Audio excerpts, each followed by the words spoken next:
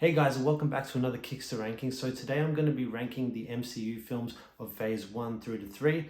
There's 23 entries in this 3 phases, so obviously it's going to take a bit of time to get through them all, but I'm going to do my best to just keep it brief when covering each film. So without further ado, let's get started.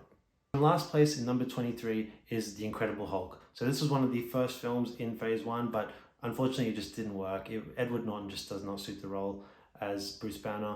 The story was very average. I can't say it's a particularly bad film, but it just did nothing for me. So yeah, I have it in last place. In 22nd place is Captain Marvel. So I thought this film was a big letdown. They built it up a lot, and they placed it between Infinity War and Endgame and built it up to be this really big, important film that we all had to see before Endgame, but really it was nothing.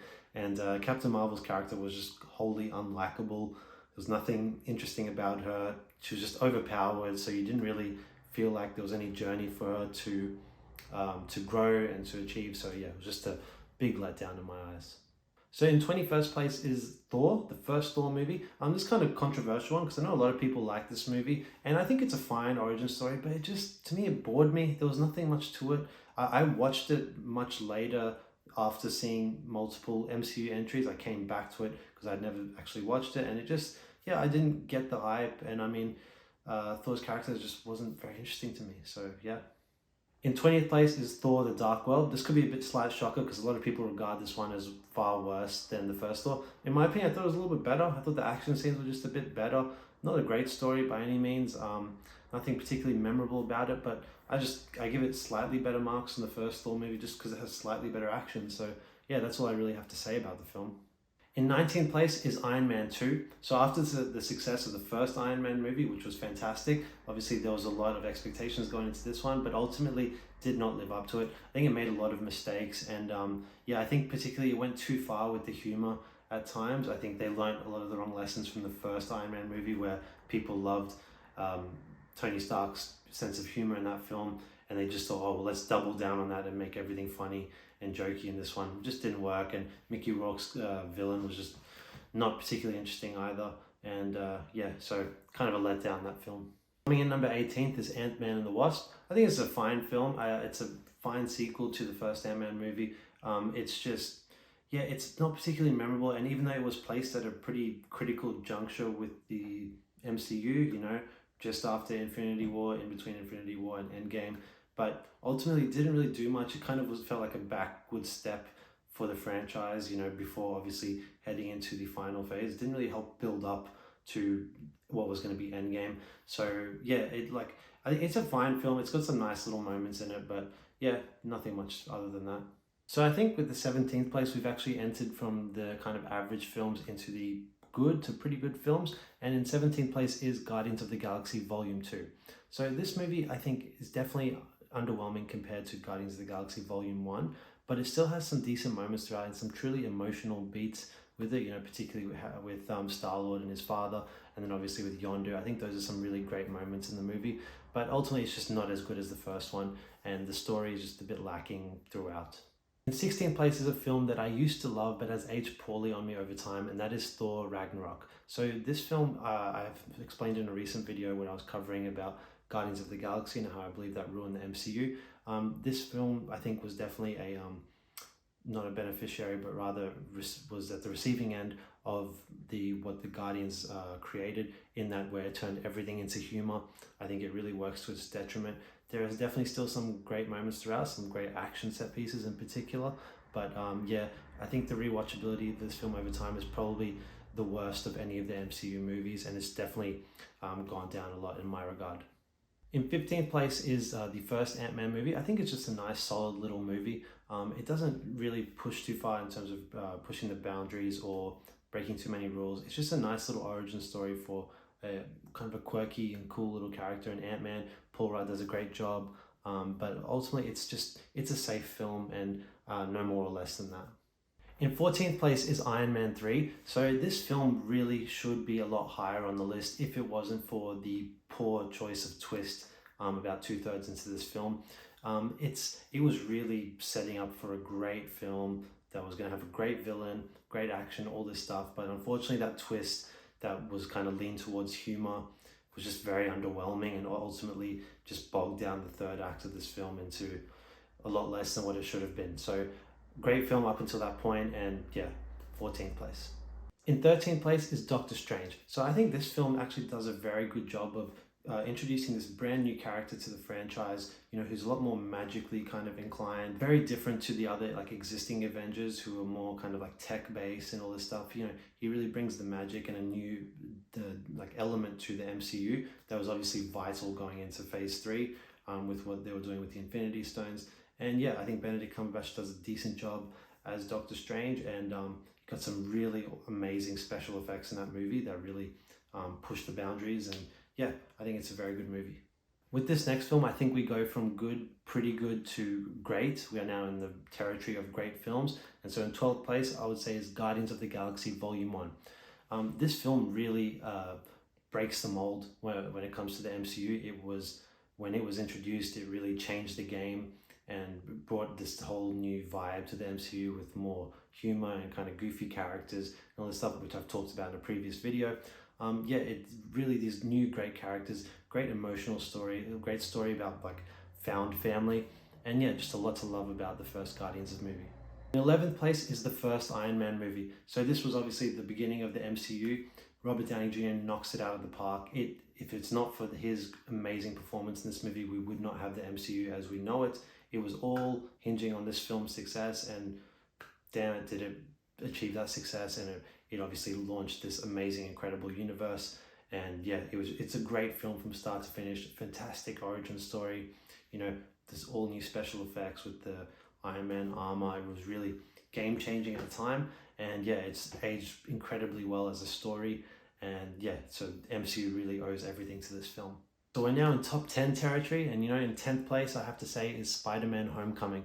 This was a film at the time that I did not particularly enjoy when I first watched it. I think the extra humor that the film brought rubbed me the wrong way at the time, where I was more accustomed to the sort of Tobey Maguire style Spider-Man movies. But this one, it was different to what I expected, but ultimately when I rewatched it, I've come to appreciate it a lot more. I think it's for what they were doing with this Spider-Man in this universe, they did it very well. He's kind of like an Iron Boy more than Spider-Man, but I think it works well in this universe. Tom Holland is fantastic as Spider-Man. Michael Keaton is awesome as the Vulture, and you just got a great little story from start to finish. And yeah, I think it's a great film. In 9th place is Captain America, the First Avenger. So I think this could be possibly one of the most underrated films in the MCU. And I think that's because there's just been so much that has come out since the first one, and also because of the second and third Captain America movies, which are great, and I obviously haven't got to yet. But really, it is a fantastic film that introduces his character beautifully. It is a very well-made period piece that really captures the vibe of that World War II era. And yeah, I mean, obviously it's a critical piece to setting up what would become the Avengers. And it's just a great film. Chris Evans is perfect as Captain America. And yeah, there's just a lot to love about it. It's one of my favorites. And yeah, I've got it at number 9. In 8th place is Black Panther. So I think this film really is a great film. It's probably one of the best at dealing with kind of the political themes within the MCU, dealing with this idea of countries having borders and whatnot, and also the storyline of father and son, and family relationships and all these sorts of things, and obviously introduction of Killmonger into that mix. I think it's just a great film.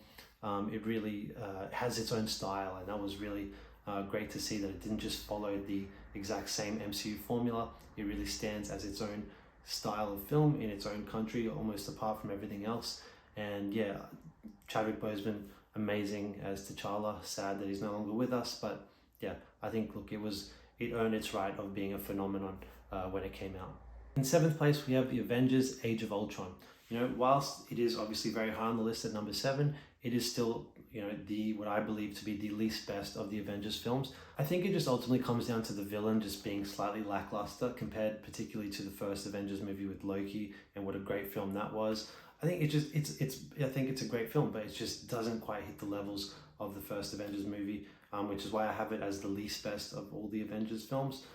That said, there's a lot to love in there, some awesome action set pieces, some truly emotional moments too. You know, he gets to know a bit more about Hawkeye and the Hulk and Scarlet Witch, sorry, the Black Widow. And yeah, I think just a great film all around. And yeah, that's my thoughts. Sixth place is a film that I believe that I love a lot more than most people, which is Spider-Man Far From Home. From the first time I saw this movie, I just really loved it. I loved the whole vibe of it. You know, the school excursion to Europe, that this new kind of environment for Spider-Man to play in, and the story with Mysterio is great. I think the chemistry between Tom Holland Spider-Man, Jake Gyllenhaal's Mysterio is just fantastic throughout that film. The twist is great, obviously, and the action, the final third act on the London Bridge is just phenomenal. I think just really great vibe throughout the whole film. I just really enjoy this movie every time I see it. Gives me those kind of old school Spider-Man vibes of his like kind of the constant like predicament that Spider-Man finds himself in, of, you know, wanting to pursue relationships, particularly with MJ, and just always being pulled away because of his responsibilities as being Spider-Man. I think it just conveys it perfectly in this film, and yeah, really love this movie. In fifth place, I have Avengers Endgame. So this film is obviously the culmination of the whole three phases. You know, it was what everything was leading up to, what we all wanted to see the outcome of, the confrontation with Thanos, obviously, or I guess the revenge match against Thanos after Infinity War. This movie, the first 2/3, I think are good. I think just they go along at a good level. If it wasn't for the fantastic final act of this film, just the epicness of, you know, the portal scene and everything that goes along with it, I would have it a lot lower otherwise. It wasn't as good as I wanted it to be, or my expectations. I had very lofty expectations, but I still think it's a damn good film. I love it. I can rewatch it all the time, and I think it's actually one of the better representations of time travel that I've ever seen in a film. So I have to give it credit there, definitely. So yeah, that's my fifth place. As we reach number 4, I really believe we've crossed the threshold from great films into simply phenomenal movies. So this fourth one, my selection is The Avengers. So the first Avengers movie. This movie just completely changed the game. I always just kind of regard it as like almost the perfect popcorn flick. It's just got that perfect blend of action and great characters and fun dialogue, fun sequences and humor, all of that stuff, all the good stuff.